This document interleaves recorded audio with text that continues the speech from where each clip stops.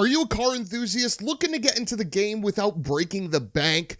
Or maybe you're a seasoned track veteran looking for your next machine. Well, don't worry, you've come to the right place, because in this video, I'm going to be taking a deep dive into the world of cars under $20,000. Whether you're looking to impress at a car show or burn rubber on track, I got your back. So sit back and get ready for the ride as we look and explore the top cars that won't break the bank. Office, you guys see the tiers, and you can see that we have an extensive list of cars to get to. So before we get into it, I want to frame this list for you all.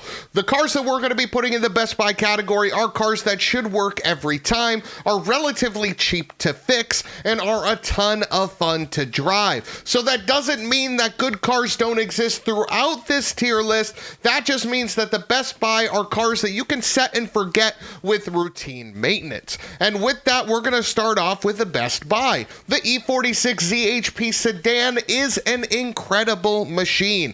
Commonly found with 250,000 miles or more, they are relatively reliable, bulletproof, inline six, naturally aspirated. Yeah, they might not be the fastest, but damn, they got a good sounding motor. They got a fantastic chassis, wonderful steering, and you can get them in manual transmission. And not only that, the ZHP is available in coupe, convertible, or sedan, but my Best Buy is for the sedan. You can have all the fun on your daily commute, and you can bring your family, you can bring your dog, you can bring your friends, you can bring your whatever. This is one of the few cars in the four-door segment that you should consider if you are looking for that enthusiast pick. Conversely, a car that you should stay away from right off the bat is any Subaru WRX. Now, remember the framing for this video, okay? While the Subaru WRX might be a good vehicle in a vacuum, what it is not is reliable. What it is not is confidence inspiring. And while your local Subaru forum might tell you, hey, if you do this, this, and this, it'll be bulletproof, the fact of the matter is, every time you redline that car, you'll be worried. Every time you go to start it, you'll hope that it starts. You make that long trip, you'll say things like, well, I'm glad I made it.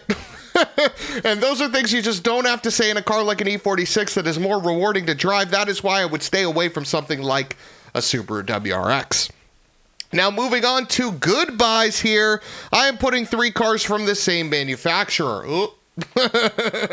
There we go. 3 cars from the same manufacturer, and that is the first and second generation Porsche Boxster and the first generation Porsche Cayman. Now, the reason why these cars are good buys and not best buys is because of maintenance costs. While the engines sound terrific, the chassis are supreme, the weighting of the steering, the shifter, all of that is very, very good. The fact of the matter is, if anything goes wrong with these cars, you're going to be paying for it. These cars cost a lot, and it is not out of the ordinary for the purchase price of the car to actually potentially equal the maintenance in some of these cars. You can get a first generation Boxster between that 8 to 12K, and you can get a second generation Boxster for 12 to 18, and a first generation Cayman in that 18 to 20 range. These are great options, and if you're prepared to spend a little more on maintenance, these are good buys for sure. Now we're going to keep going, okay?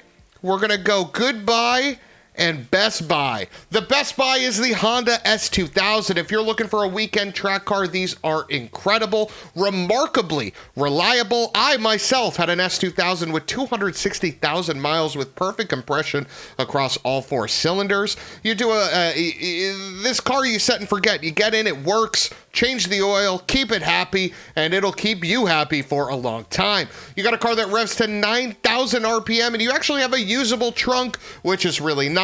Is it as nice to daily as something like that E46? No, this is a better weekend or track machine, but the fact of the matter is, it is a supreme weekend or track machine, and you can find a lot of these cars available between that $15,000 to $20,000 bracket. And if you're looking at something a little bit more haggard, you can find it ragged. You can find it for 10 to 12.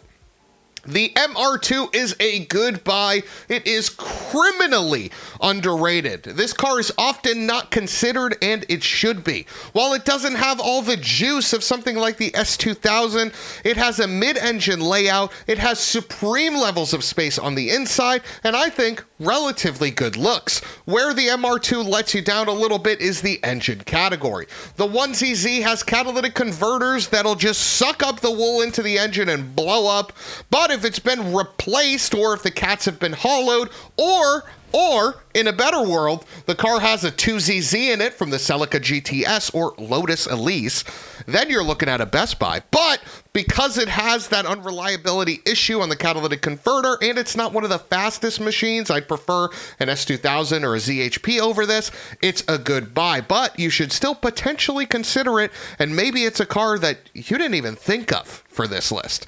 Next, we're going to cover the Nissan Twins. I'm going to call them twins, even though they're two different models. The 350Z, I'm actually going to put in the overpriced category. Now, hold on. Wait a minute. Let me put some liquid... Never mind. We're not sponsored by Liquid Death. I just enjoy their water. Why am I putting the 350Z in the overpriced category? Well, that's because if you're spending over $7,000 on a 350Z, you're spending too much.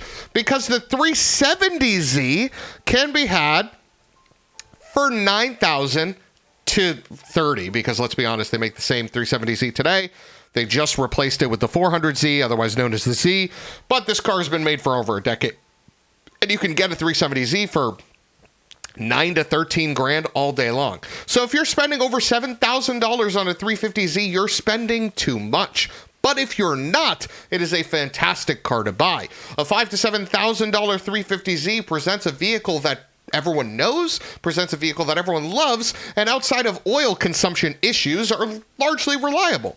But the fact of the matter is we're looking at vehicles under $20,000. And under $20,000, you can get yourself a clean, low-mileage 370Z, and it takes everything from that 350 and just pluses it up a little bit, and is a car that will not only look better in the long term, but perform better, still has hydraulic steering, and because it's newer, has a little bit more features and a little more comfort in a day-to-day driving experience. That is why I would take a 370Z over a 350Z wherever possible. Now let's keep it going. We're going to cover all the American vehicles in one swoop. In the good buy category, we have the G8 GT and the GTO. I'm going to loop in the Australian cars together.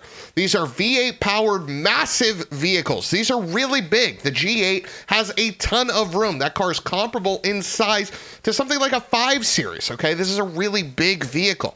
But you get an LS, you get a ton of room, and you get a lot of tuning. Now remember, with the G8 GT especially, they are automatic only. Okay, if you want a manual G8, you're going to be spending $30,000 because you're looking at the GXP variant. So the G8 GT, for those of you that don't want a manual or only drive automatic, the G8 GT is going to be your sedan of choice. Now let's keep it going with the Americans. Best buy is actually the Ford Mustang EcoBoost. You can get today, 4/20/2023, shout out to all my green thumbs out there, a Mustang turbo 4-cylinder 2018 for under $20,000. What does that get you? That gets you 300 plus horsepower out of a turbo inline 4 that, by the way, is facing the right way. Manual transmission, good chassis, relatively lightweight, new interior, and you're getting all of that for under $20,000. Now, I know what you're saying, T, that's not the V8. Why would I buy a Mustang that's not a V8? Well, you're buying it because it's actually a good vehicle. You're buying it because it's a modern rendition of a car that is very overrated, and we'll get to that later on. It is one of the best buys, and a car you should consider if you're looking for this vehicle to be your daily driver. Let's keep it going with the American vehicles. Good buy is the CTS-V for the same reasons as the G8, but in manual. While the G8 GT is newer, so it has a better interior versus something like the CTS-V, the CTS-V is a manual, so both of these cars, in my view, are on equal footing. Okay? Now let's keep it going. The C5 is a good buy, but right now the C6 is a bit overpriced. If this were 4 to 5 years ago, you could get a C6 Corvette in the neighborhood of $15,000 to $20,000. Now the C6 Corvette has gone up in price a little bit, and it crests that $20,000 mark, and because of that, I would rather stay pointed into a C5 or something like a Camaro, which you can get for under $20,000 that provide everything that C6 Corvette provides. You can get a C5 Corvette from 10 to 12 Gs, especially an FRC Coupe, which is the fixed roof, right? You can get a Z06 for 18 to 20. You can get a Camaro SS with that V8 in that Alpha chassis for under $20,000, and that's a car I'd rather have over a C6 Corvette for the same price. So I'm going to put that car in the overpriced category. Now that's it for the American cars, but we got some heavy hitters left. We have the 124 Abarth, the FRS BRZ GR86, the 240, the M3, the E55, the Miata, and the AE86. So where do all of these cars lie? Well, we're going to start in the overrated category, and these two cars might piss off some people, but the fact of the matter is they are supremely overpriced. If this is your first time getting into the automotive landscape and you're spending your hard-earned dollars on something that you hope has a massive return in terms of fun for your dollar. The 240 and 86 in a vacuum are good vehicles, but if you want a clean, stock one that you either get to personalize yourself or that was just untouched from a previous owner, you're looking at $10,000 plus for the 240 SX, and you're looking at, in some cases for the Corolla, $15,000 plus. It's not uncommon to see either of these vehicles in the 20s.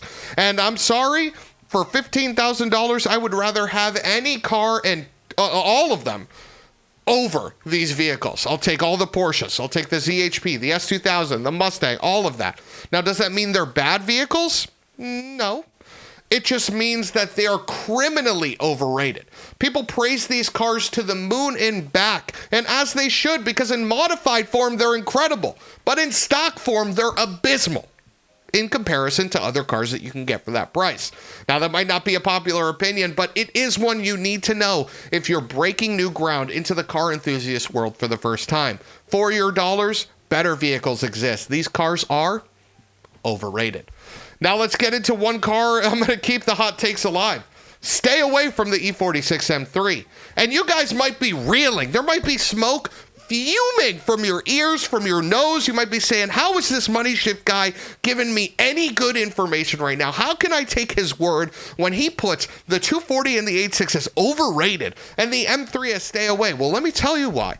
Because while the M3 is a tremendous machine, while the M3 is very great, while it has a vast motorsports pedigree, the fact of the matter is the E46 M3 is not a set and forget vehicle. And one of the hallmarks when I was making this list was, what is a car you could purchase today and almost set and forget with regular maintenance? The M3, if it hasn't done it already, needs three things in order to stay around. It needs money, it needs a subframe replacement, and it needs its vanos looked at. And those are three big jobs. Well, two, and then one of them is just money. And it needs those. It's not an if, but when for two of the three of those things, okay? They're all going to happen. It's inevitable, all right? So if you're looking to get one of these cars that you can just get in and just, drive and not have to worry about anything, the M3 is not that car. Now, if you're willing to put in the effort, the M3 can be that car. But I'm trying to provide the easiest way for you to get into this scene and enjoy it as much as you can right from the jump. Okay, and the M3 is just not that car. But what is that car? Is the GR86. You have back seats, which I've seen people put car seats in. Okay, you have naturally aspirated engine. You have a supreme chassis. You have modern interior features, and you have classic looks that will look good for a very long time. And right now, today, you can get an FRS or a BRZ right in that $10,000 to $12,000 category. And if you step it up, you can get something even newer. You can get a facelifted model for under $20,000. So these are great buys. And they're the best buys, actually. They're better buys than the ND Miata. And the reason why I say that is because right now, today, again, 2023, the ND Miata can be had under $20,000, but only in 2016 form. And the 2016 form, while I had one and I enjoyed it, autocrossed it, loved it, was a great car, has a very small trunk, and the 2016 model specifically has a notoriously unreliable transmission. So because of that, you're better off in a car like the S2000 or the FRS BRZ because you can daily drive those cars. You can daily drive the BRZ, but both of those cars have bigger trunk space. Both of those cars have more usable interior than something like the ND Miata. But again, the ND Miata is a great car, which is why it is still on this list. If you were to buy any of the cars, good buy or above, I wouldn't fault you for it. We got two cars left on this list, the 124 Abarth and the E55 AMG, and they are going to be placed in two different categories. The 124 Abarth is in the stay away class. While this is the Fiat Miata, this is an ND Miata. It has an NC transmission with a Fiat engine. The fact of the matter is the engine is notoriously unreliable. So while it sounds great, it's a way to get a turbo Miata. It's just not reliable enough for you to consider for your daily driver, and these have actually held their value really well. The 124 Abarth still goes above $20,000. If you want one under 20, it's got over 100,000 miles, and that's not the car you want.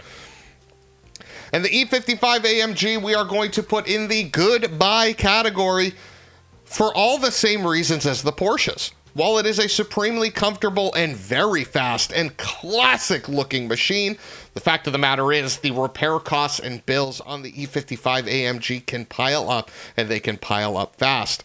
So what do you guys think about this list? We threw a lot of information at you, but let's summarize it in just one sentence.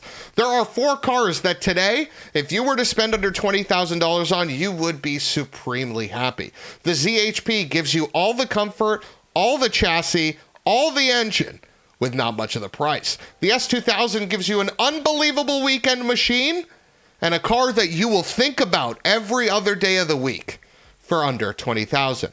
The FRS and the Mustang and the BRZ give you cars you can daily drive and have all the modern features, but then take to the track or your favorite back road on a weekend and enjoy just as much, almost, as those first 2 cars. In the goodbye category, we have vehicles ranging from coupes, convertibles, sedans. If you're a family, if you're on your own, if you got a dog, there's a car out there for you. And that is the one main takeaway that I want you to take from this video.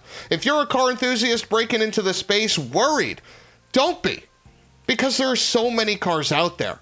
Drive all of these vehicles and pick which one resonates with you. This is not a Bible, okay, but a way in. If you're lost, if you're analysis paralysis by the amount of vehicles that are out there, I hope this list helped you prioritize. But it's not a Bible. If you drive the cars on this list and you say, hey, the Camaro's the one for me, then that's your best buy. This is just meant to help point and shoot you in the right direction and give you some guidance along the way. Welcome to Car Enthusiast Land. I am so excited to have you here. And if you guys have any questions, I'm Money Shift and I'm here to help with whatever I can. Now, I know I didn't cover every car on this list, so let me know in the comments what I missed, and I'll tell you where I would rank it accordingly. Hope this helps. We'll see you in the next one.